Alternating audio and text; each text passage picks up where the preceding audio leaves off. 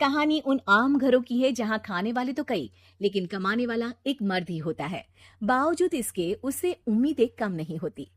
देखिए जी, सामने वाले वर्मा जी कैसी अच्छी तरह से सफाई करते हैं छुट्टी वाले दिन अपने घर की, और एक आप हैं।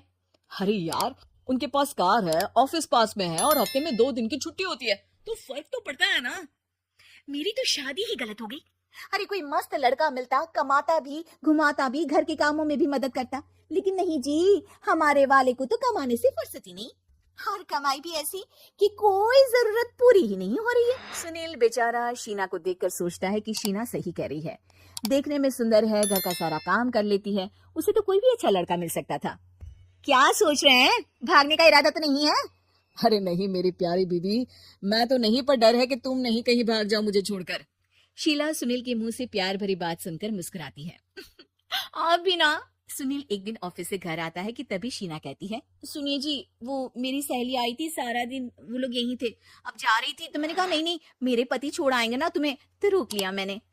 सुनील थोड़ी देर कुछ सोचता है, फिर कहता है, ठीक है, मैं कपड़े चेंज करके आता हूँ। अरे तेरे पति को तो लग रहा है कि अच्छा नहीं लगा। अरे नहीं नहीं, ऐसी कोई बात नहीं है, रुको मैं अभी उन्हें घर के कपड़े देकर आती हूँ। शीना अंदर जाती है जहाँ सुनील पलंग पर लेटा होता है। अरे क्या मजाक है, वो कह रही है कि आपने मुंह बना लिया। सही तो कह रही है, सुबह से अब ऑफिस से लौटा हूँ, एक कप चाय का तो पूछा नहीं, 20 किलोमीटर जाओ और आओ, और फिर कल उसी टाइम पर ऑफिस। अरे यार, मुझे गाड़ी चलानी आती ना तो बोलती भी नहीं आपको, और कौन सा रिक्शा खींच कर जाना है आपको। सुनील अब क्या बोलता। रात देर से आता है और सो जाता है। अगले दिन, शरीर दर्द हो रहा है। अरे तो मत जाओ ना ऑफिस, चलते हैं ना मार्केट घूमने, फिर पिक्चर देखेंगे और रात में खाना खाकर घर वापस। सुनील जब सारे दिन की थकान वाला शेड्यूल सुनता है तो वो सीधे सीधे ऑफिस के लिए तैयार हो जाता है। अब आए दिन शीना की डिमांड बढ़ती ही चली जाती है और सुनील उसको पूरा भी करता। लेकिन एक दिन, ए जी मेरा भाई आ रहा है, उसे 2 लाख रुपए की जरूरत है। हाँ तो मैं क्या करूँ शीना, मेरे पास इतने रुपए नहीं है। हाँ हाँ पता है नहीं है, लेकिन किसी से लेकर तो दे सकते हो ना। अरे मैं किससे मांगू, मेरे तो जानने में भी कोई नहीं है जिसके पास इतनी बड़ी रकम हो। तभी वहां शीना का भाई शीनू आ जाता है। जीजा जी कैसे हैं आप? अब मैं ठीक हूँ शीनू, अचानक इतनी बड़ी रकम की जरूरत कैसे पड़ गई? अरे जीजा जी, वो बिजनेस शुरू किया ना, तो उसके लिए पैसे की जरूरत है। काफी हो चुका है, थोड़ा पैसा बचता है तो मैंने सोचा आपसे ले लूं। अब देखो, मेरे ऑफिस में कुछ लोग हैं जिनकी सेविंग अच्छी है, मैं उन लोगों से बात करके देखता हूँ। सुनील ऑफिस से किसी से पैसे लेकर शीना को दे देता है। शीना वो पैसा भाई को दे देती है। 2 महीने बाद, अरे यार शीना, वो ऑफिस वाला आदमी अपने पैसे मांग रहा है, कैसे दूं? अपने भाई से बोलो ना पैसे दे दे। अरे हाँ हाँ दे देगा, कहाँ भागा जा रहा है, आप उनको बोल दो कि दे देंगे। थोड़े दिन बाद, शीना, वो आदमी मुझसे आज भी पैसे मांग रहा था यार, मैं तंग आ गया हूँ, ऑफिस जाते ही सामने उसका चेहरा दिखता है, क्या बोलूं, बार बार पैसे मांगता है।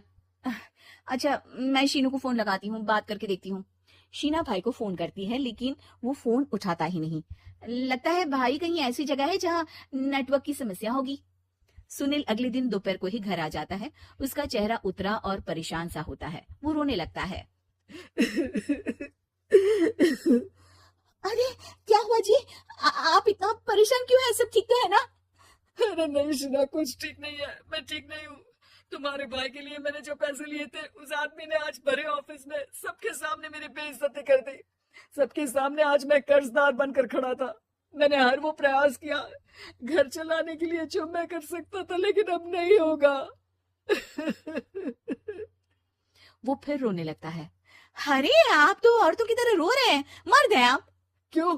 आदमी के सीने में दिल नहीं होता, या फिर वो इंसान नहीं मशीन होता है? अरे मैं थक चुका हूँ शीना, तुम समझती क्यों नहीं? मैं भी शारीरिक और मानसिक रूप से थकता हूँ, मैं भी आराम करना चाहता हूँ, सुकून चाहता हूँ। मैं अब कुछ नहीं कर सकता।